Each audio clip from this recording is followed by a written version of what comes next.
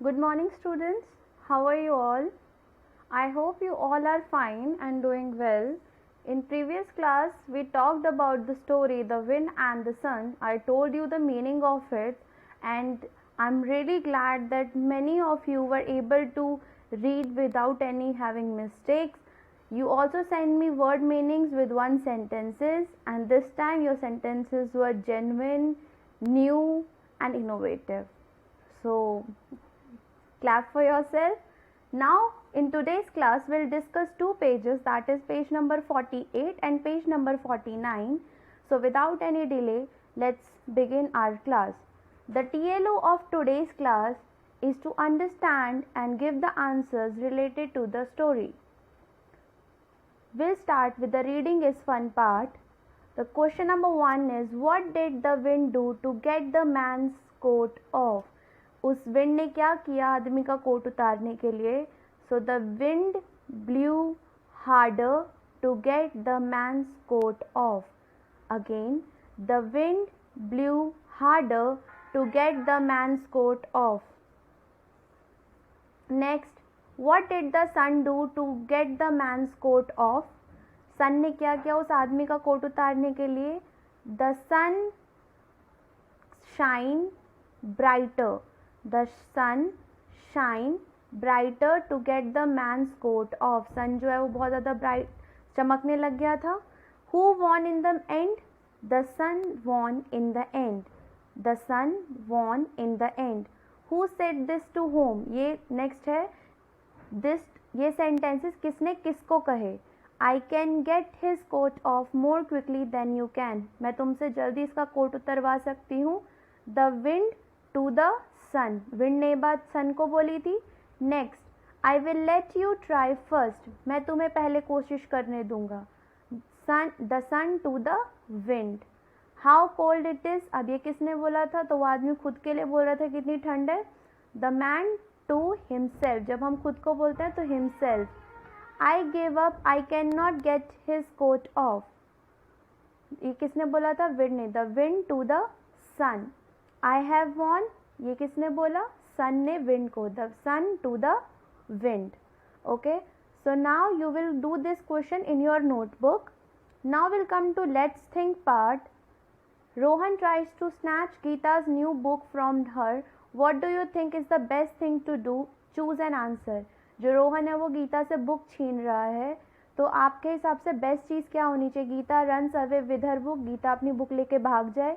Gita fights with Rohan. Gita Rohan के साथ लड़ाई करे. Gita talks to Rohan. गीता रोहन से बात करे. Gita cries in the corner. या गीता कॉर्नर कोने में जाके रोए. तो आपको ये आंसर खुद देना है, बट इफ़ ये मुझे पूछा जाए तो I will suggest Geeta should talk to Rohan. क्या पता रोहन को कोई अर्जेंट काम हो, उस बुक का उसे रीड करना हो. अगर वो बात करेंगे तो उससे प्रॉब्लम रिजॉल्व होती है. That's what we do in the class. Rather than fighting we should talk. Now we'll come to page number 49.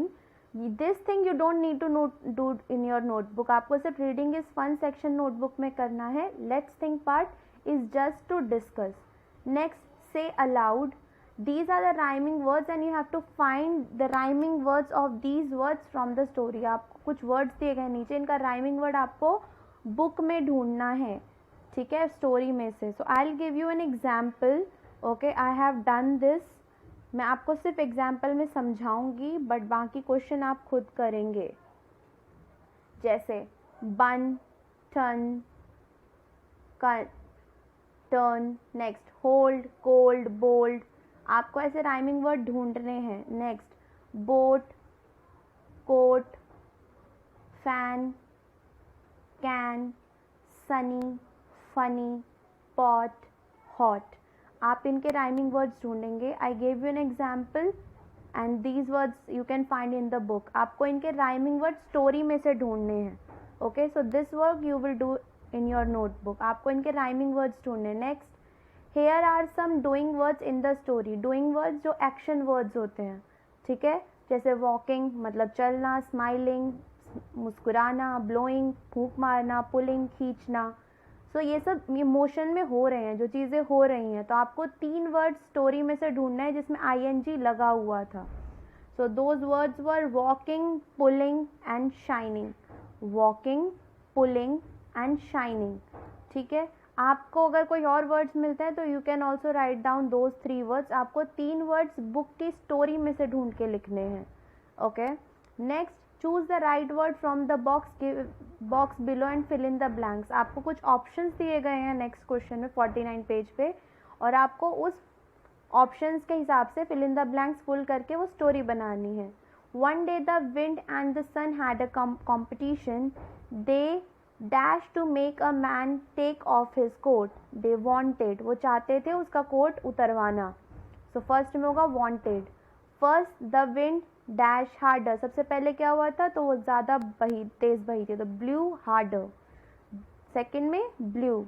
Next, the man dash his coat tightly round himself. उसने क्या किया था और पास कर लिया था, pulled. The man pulled his coat tightly round himself. Then the sun dash shining hard. Then the sun started shining hard. वो और शाइन करने लग गया hard. The man dash hot. The man felt hot. उसे गर्मी लगी. And he took of his coat. और उसे अपना कोट उतार दिया. सो फर्स्ट में होगा one day the wind and the sun had a competition. They started to make a man take off his coat. First the wind blew hard. The man pulled his coat tightly round himself. Then the sun started shining hard. The man felt hot and he took off his coat. That's all for today's discussion class. We will only stick to page number 48 and 49 today. So what you have to do in your notebook, reading is fun part that you have to do in your notebook. Don't forget to write down the day and date and chapter's name. Let's think part आपको नहीं करना है, ये सिर्फ आपको समझने के लिए है.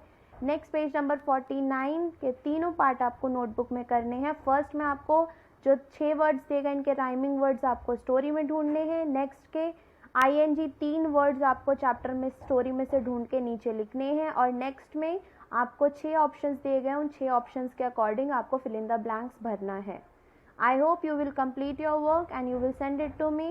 We'll meet in our next class. Till then, bye bye and take care and have a good day.